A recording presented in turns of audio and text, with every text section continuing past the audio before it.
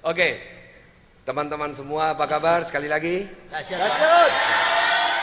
Oke, ini adalah episode kita yang ke-9. Saya selalu menyampaikan di setiap episode, kalau kita bicara sukses. Nah, sukses itu apa sih? Apa sih yang membuat orang bisa menjadi hebat? Membuat orang sukses, tetapi membuat orang gagal. Karena setiap orang ingin sukses, betul tidak? Betul. Tidak ada orang yang tidak ingin sukses. Setiap manusia pasti ingin sukses. Tetapi tidak semua orang bisa sukses. Nah, apa yang bisa membuat orang sukses dan orang tidak sukses? Nah, yang membuat orang tidak sukses dan membuat orang sukses adalah mindset. Cara berpikir. Ini yang pertama. Mindset. Jadi kalau mindset kita positif dan mindset yang ingin bekerja, berjuang, maka kita akan menjadi orang hebat. Orang ingin hasil akhir sukses, tetapi mindsetnya itu adalah mindset tukang mencari alasan. Jadi kalau mindsetnya negatif, apa saja semuanya penuh dengan alasan, maka dia tidak akan bisa sukses. Nah, maka hati-hati bergaul. Kalau kalian ini anak-anak muda bergaul dengan orang-orang yang selalu mindsetnya negatif, maka kau akan jadi negatif, kau akan terpengaruh. Tetapi kalau kau bergaul dengan mindset yang positif, yang selalu percaya kepada dirinya, yakin dengan dirinya, yakin bahwa dia bisa, maka kau juga akan terpengaruh dengan mindset. Yang kedua, rahasia sukses itu apa? Percaya dengan proses. Harus percaya dengan proses. Hasil itu adalah akibat proses. Jadi tidak ada hasil tanpa proses. Tidak mungkin orang memetik buah tomat, pangeran, kalau dia tidak nanam tomat.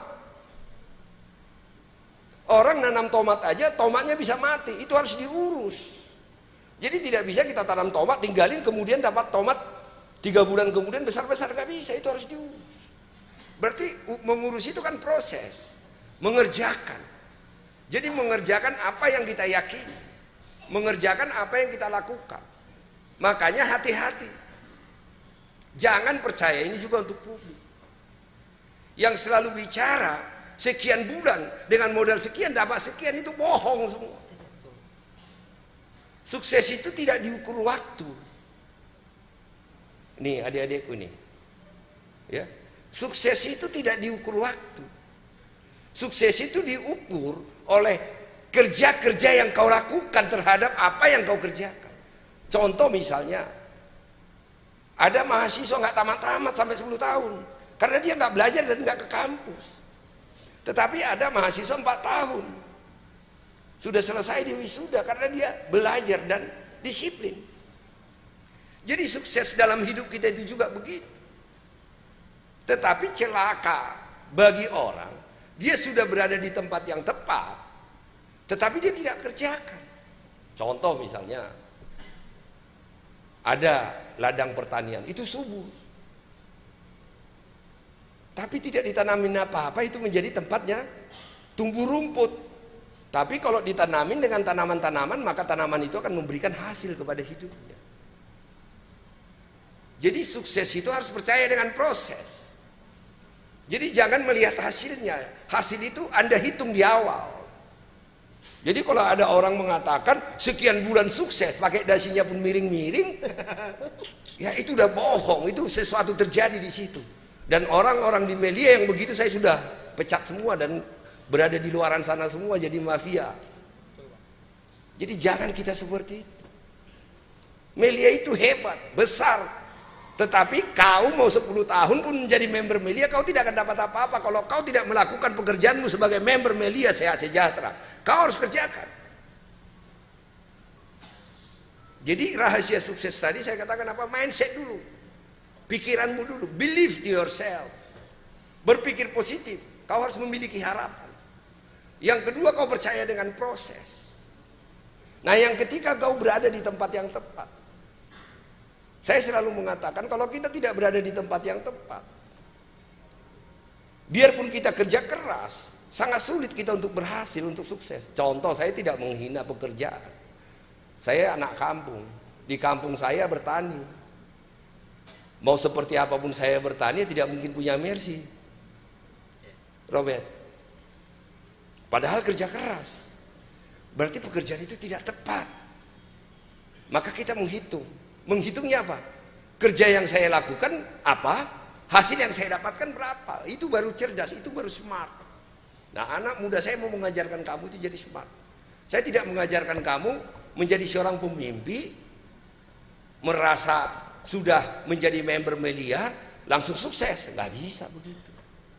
Tetapi yang kau hitung, kenapa kau jadi member? Kenapa saya harus menjadi member Melia? Alasan satu-satu yang selalu saya ajarkan kepada kalian apa? Kenapa kita menjadi member Melia? Kenapa kita menjadi afiliator Melia? Karena Melia membayar kita jauh lebih besar, jauh lebih cepat dari pekerjaan yang lain. Itu satu-satunya alasannya. Nah, tadi saya bicara karena saya langsung masuk Melia. Setiap orang ingin sukses, betul nggak? Betul. Nah, kemudian saya katakan tepat pekerjaannya, tepat rumahnya. Nah, tidak semua bisa sukses dengan dua alasan. Pertama, mentalitasnya, mindsetnya, mentalitasnya. Yang kedua, tidak berada di tempat yang tepat. Maka gabungan dua ini akan membuat kita menjadi dahsyat, hebat. Mentalitas kita mentalitas pejuang, pemenang. Kita tahu ini harus saya kerjakan. Kita tahu proses ini harus saya lalui. Maka ini catat semua di pikiranmu, dimanapun Anda member Melia. Proses itu tidak berbohong. Proses itu tidak pernah berdusta. Proses itu akan menghasilkan sesuatu yang kau harapkan. Cepat atau lambat, pasti akan kau tiba di tempat apa yang kau inginkan. Itu pasti. Tetapi kalau kau tidak menghadapi prosesnya, tidak melakukan prosesnya, maka kau tidak akan pernah berhasil. Nah, yang kedua, tempat yang tepat tadi saya katakan. Tempat yang tepat itu apa? Ya, apa yang kau kerjakan, apa yang kau dapatkan. Jadi kalau istilah kerennya apa ya, Pangeran? Gua kerjain, gua dapat apa? Ah, gitu loh. Gua kerjain, gua dibayar berapa? Kan gitu. Jadi pertanyaannya itu, gua dibayar berapa? Gua kapan dibayar? Nah, maka kalau kita bicara ini, saya katakan bahwa setiap orang ini sukses. Nah, agar sukses, maka apa pilihan orang? Pilihannya tinggal dua agar bisa sukses. Yang pertama apa? Bekerja kepada orang lain atau menjadi karyawan. Betul nggak sih? Betul. Kan bekerja kepada orang lain, menjadi karyawan. Maka di sini ada untung ruginya. Kalau kita menjadi karyawan atau bekerja kepada orang lain, maka kita tidak pusing dengan segala urusan. Kita hanya disuruh mengerjakan apa yang menjadi tugas kita. Maka kita dibayar sesuai dengan itu. Urusan apakah omsetnya turun atau tidak, itu urusan-urusan yang lain kita nggak pusing. Tanggung jawab yang lain kita nggak pusing. Kita hanya pusing dengan pekerjaan yang diserahkan kepada kita, tanggung jawab yang diserahkan kepada kita. Tapi bisa menjadi sukses luar biasa nggak? Bisa merubah kehidupan nggak? Enggak. Maka hidup kita menjadi normal dan biasa. Artinya resikonya kecil, ya untungnya kecil. Itulah menjadi bekerja kepada orang atau menjadi karyawan. Yang kedua pilihan orang apa? Pengusaha, pebisnis. Setiap orang ingin jadi pengusaha. Kalau dibuat pilihan, Robert ditanya jadi karyawan atau pengusaha, pilihanmu apa? Pasti pengusaha. Setiap orang ingin jadi pengusaha. Kenapa jadi pengusaha?